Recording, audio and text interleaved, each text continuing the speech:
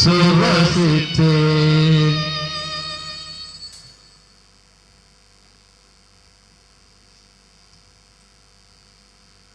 அவ்வண்ணமே உணவருந்திய பின் கிண்ணத்தை எடுத்து நன்றி செலுத்தி தம் சீடருக்கு அளித்து அவர் கூறியதாவது,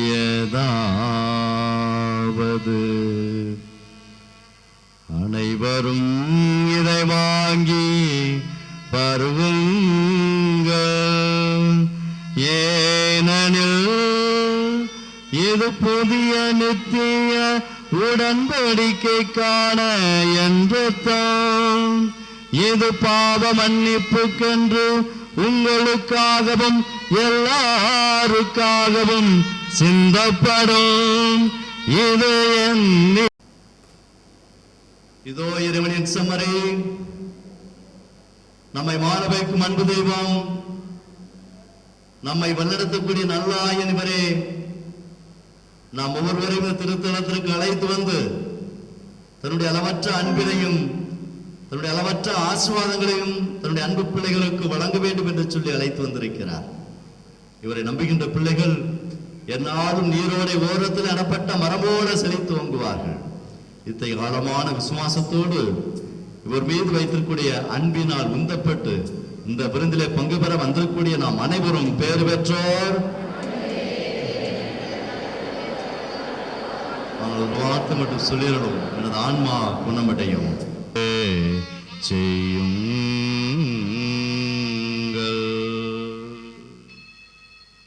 என்று சொல்லி ஜெபிப்போம். மகா பரிசுத்த திரு இருதயமே, இயேசுவின் மகா பரிசுத்த திரு இருதயமே, இயேசுவின் மகா பரிசுத்த திரு இருதயமே, இயேசுவின் மகா பரிசுத்த திரு இருதயமே,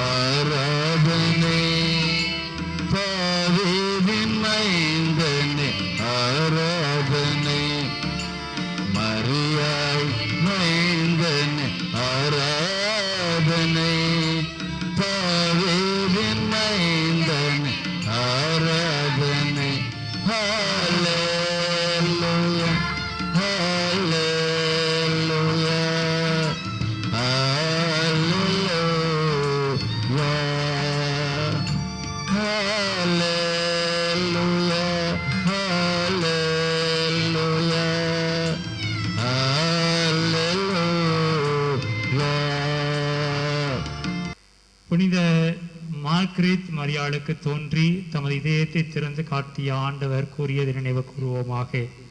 மகளே, மனிதர்களை அளவற்ற விதமாக அன்பு செய்கின்ற என்னுடைய இதயத்தை பார். ஆனால் அதற்கு கைமாறாக அநேகரிடமிருந்து அறியாமையும் அலட்சியமே நான் பெறுகின்றேன். இதனால் எனது இருதயம் எவ்வளவோ நிந்தனைகளுக்கு உள்ளாக்கி வேதனைப்படுகிறது. நீயாவது எனக்கு பதிலன்பு காட்ட மாட்டாயா? இதயத்தில் அன்பும் தாழ்ச்சியும் சாந்தமும் உள்ள இயேசுவே, இயேசுவின் மதுர திரு இருதயமே, ஸ்நேக அக்கினிமயமே, தினமும் நிறங்கள் ஸ்நேகமாயிருப்பே, தேவதைய நிதியே, தினமும் நிறங்கள் ஸ்நேகமாயிருப்பே, தேவதைய நிதியே, நன்மை மேல் நன்மை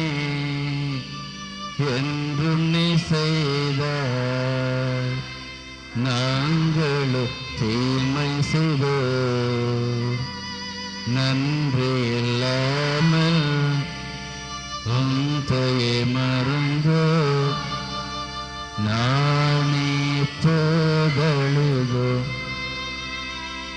நன்றி இல்லாமல் உம்மையே மறந்தோ நானே போதழுதோ. நடைபெற்ற அனைத்து தேர்வுகளிலும் அதிக மதிப்பெண்களோடு வெற்றி பெற, நல்ல ஞாபக சக்தி கிடைக்க, அரசு வேலை கிடைக்க, தொழில் சிறக்க, விவசாயம் செழிக்க, வயிற்று வலி குணமாக, சர்க்கரை நோய் குணமாக, நெஞ்சு வலி குணமாக, குழந்தை பாக்கியம் கிடைக்க, கடன் சுமை தீர, திருமண தடை நீங்க, அலர்ஜி நோய்கள் குணமாகிவிட, சுகப்பிரசவம் கிடைக்க, சொந்தமாக வீடு கட்ட, பில்லி சுண்ணிய கட்டுக்கள் அகல, இடம் நல்ல விலைக்கு விற்க, வேலை நிரந்தரமாக கிடைப்பதற்காக, டைபாய்டு காய்ச்சல் குணமாக, மூளையில் உள்ள கட்டி கரைந்து மறைந்திட, கட்டி மறைந்து போக, நரம்பு தளர்ச்சி நோய் குணமாக, ஆஸ்திரேலியா செல்ல விரைவில் விசா கிடைக்க, அறுவை சிகிச்சையின்றி நோய்கள் நீங்க. நம்முடைய திரு இருதய அன்பில் நினைத்திருந்தால் ஏராளமான வரங்களை பொழிந்தருள்வோம் என்று பக்தர்களுக்கு உறுதி வழங்கி, எங்களது நிரந்தர அடைக்கலமாய் வீற்றிருக்கும் இயேசுவின் திரு இருதயமே, பல்வேறு துன்ப துயரங்களால் வருந்தி உம்மை நோக்கி கூவி அழைக்கும் இந்த அன்பர்களை பாரும். இத்தனை காலம் உம்முடைய இதயத்தின் அன்பினை உணராமல் தற்போது உம்முடைய அன்பின் தாகத்தினால் உம்மை நாடி வந்திருக்கும் எங்களுக்கு உம்முடைய அருளாசியை தாரும் சுவாமி. எங்களது வாழ்நாளிலே உம்மையே அன்பின் தலைவராக ஏற்றுக்கொண்டு நீர் வகுத்து தந்திருக்கும் அன்பு வழி வாழ்க்கையை மேற்கொள்ளும் வரத்தை எங்களுக்கு தர வேண்டும் என்று இந்த திருத்தலத்தை நாடி வந்துள்ள உம்முடைய திரு இருதய அன்பின் ஆறுதல் பெற வந்திருக்கும் அனைவரின் வேண்டுதல்களையும் உம்முடைய விருப்பத்தின்படி நிறைவேற்றி நிறையாசி தர வேண்டும் என்று உலகெங்கு வாழும் உம்முடைய இருதய அன்பர்களுக்கு தேவையான எல்லா வரங்களையும் அளிக்கவும், குறிப்பாக அவர்களது மரண வேளையிலே அவர்களுக்கு தவறாத அடைக்கலமாக இருக்க வேண்டும் என்று நமக்காக தமது இதயத்தை திறந்து வைத்துள்ள இயேசுவின் இருதயத்திடம் நம்முடைய தனிப்பட்ட தேவைகளை இந்த நற்கருணையிலே வீற்றிருக்கிற பிரசனத்தை பார்த்து சில வினாடிகள் மௌனமாக செவிப்போம்.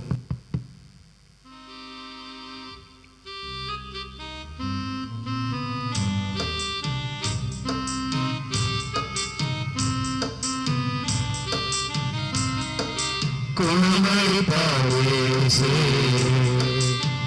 உனக்கு குணமளிப்பாரேசு நிச்சயம் குணமளிப்பாரேசு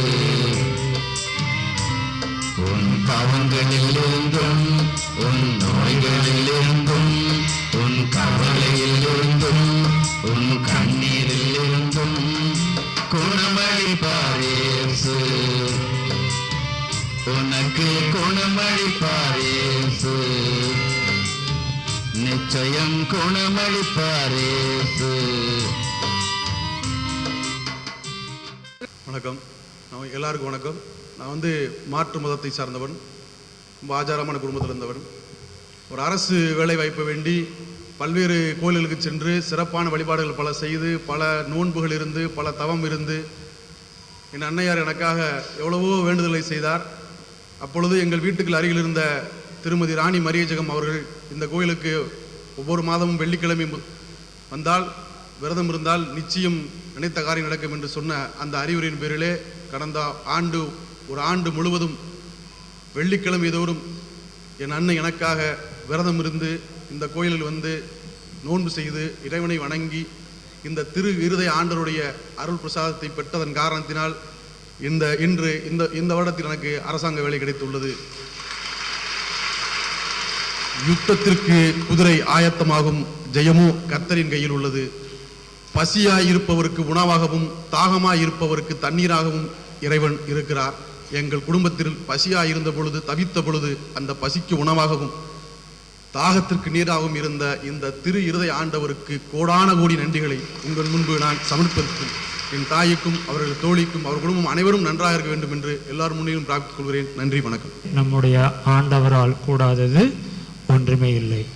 அவரை நம்புகிற பிள்ளைகளை அவர் ஒரு நாளும் கைவிடவே மாட்டார். நீதிமொழிகள்னு ஒரு புஸ்தகம் இருக்குது, பழமொழி அகம்னோடு சொல்லுவாங்க.